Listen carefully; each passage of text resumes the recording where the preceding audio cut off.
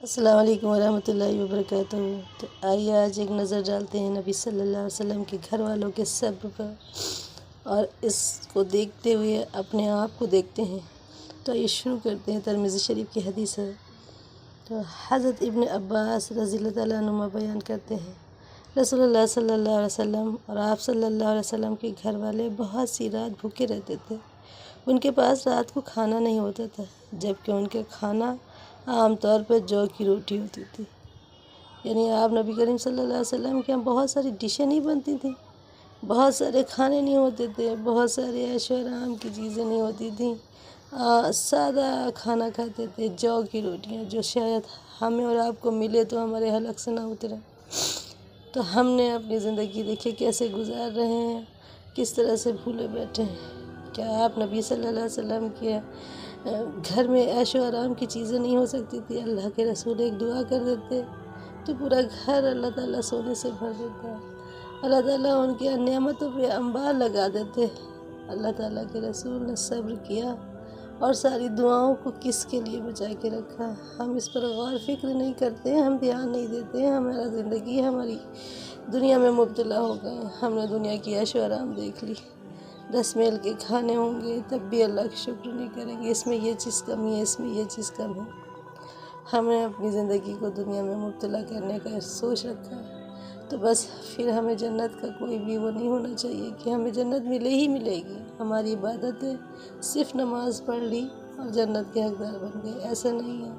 اللہ کے رسول کی محبت نہیں، اللہ کے رسول کو یاد نہیں کیا آپ نے، ان کے بارے میں سوچا نہیں، ان کے بارے میں غور فکر نہیں کری، کیسے انہوں نے زندگی گزاری، ان کو جانا نہیں، ان کو سمجھا نہیں، ان کے بارے میں جاننے کی کوشش نہیں کری، تو کس کام کے ہم ایسے امتی؟ ہمیں تو بالکل شوق ہونا چاہیے، اپنے بچوں میں ایسا جو شوق ڈالیں کہ اپنے نبی کی ایک ایک بات کو جانیں۔ ہمارے نبی کیا کھاتے تھے، کیا پیتے تھے، کیسے چلتے تھے، کیسے بیٹھتے تھے، کیسے بولتے تھے۔ آپ دیکھیے غیر مسلم جو ہوتے ہیں ان کے بارے، اپنے دین کے بارے میں ایک ایک بچے کو ہر بات پتہ ہوتی ہے۔ ہم اس میں فیل ہیں، کیوں؟ کیونکہ ہم نے اپنے زندگی صرف دولت کے دھن میں گزارتے چلے جا رہے ہیں۔ استغفر اللہ۔ اللہ تعالیٰ ہم سب کو کب سمجھ دیں گے؟ اللہ سمجھ عطا فرما دیجیے کیا ہو رہا ہے، کیسا زندگی گزار رہا ہے۔ رشتوں میں ایسی کھٹاس ڈالے دے رہے ہیں، ایسی کڑواہٹ پیدا کر رہے ہیں، اپنے غرور، اپنے گھمنڈ میں جی رہے ہیں۔ یا اللہ تعالیٰ دینے والا وہ مالک ہے، اگر وہ دے رہا ہے تو اس پر شکر کرے اور توبہ کرے، کیونکہ پرانے زمانے میں جب صحاباؤں کو اللہ تعالیٰ ایک وقت اچھا کھانا اور دوسرا پھر کھانا دے دیتے تھے تو صحابہ ڈر جاتے تھے، یا اللہ کہیں ایسا تو نہیں کہ اللہ ناراض ہو گیا، یا اللہ تعالیٰ ہمیں ساری نعمتیں یہیں تو نہیں دے رہا ہے، وہاں کے لیے کچھ نہ ملے، صرف 2 ٹائم کے کھانے پہ رہو۔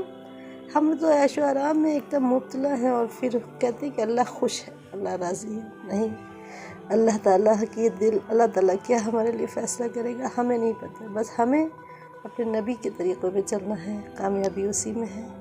ناکامی والے راستے سے رک جائے میرے بھائی بہنوں، ناکامی والے راستے سے رک جائیے اور اللہ کے نبی کو یاد کریے، ان کی پریشانیوں، ان کی مشکلات کو یاد کریے اور ان کے طریقوں پہ چلنے کی کوشش کریے۔ اور سب سے زیادہ جو اہم طریقہ ہے وہ نماز ہے، نماز کو پابندی سے کر لیجئے، اللہ کی طرف جھک جائیے اور اللہ سے دعائیں کریے کہ اللہ ہم سب کے جو تمام پچھلے گناہ سب معاف فرما دے، اب سے ہماری زندگی کو صحیح کر دے۔ انشاءاللہ اللہ قبول کرنے والا ضرور قبول فرمائے گا۔ تھوڑی آواز بیٹھی ہو سکتا بدلی ہوئی ہے، تھوڑی عجیب سی آ رہی ہوگی، لیکن پھر بھی آپ اس کو سنیے ضرور۔ میں ایک ویڈیو ضرور ڈالتی ہوں، اس لیے سب کا جاریہ سمجھ کچھ نہیں کر سکتے تو دین تو کم سے کم گھر بیٹھے پھیلا سکتے ہیں نا، تو اس میں میرا سپورٹ کریے۔ السلام علیکم ورحمۃ اللہ وبرکاتہ۔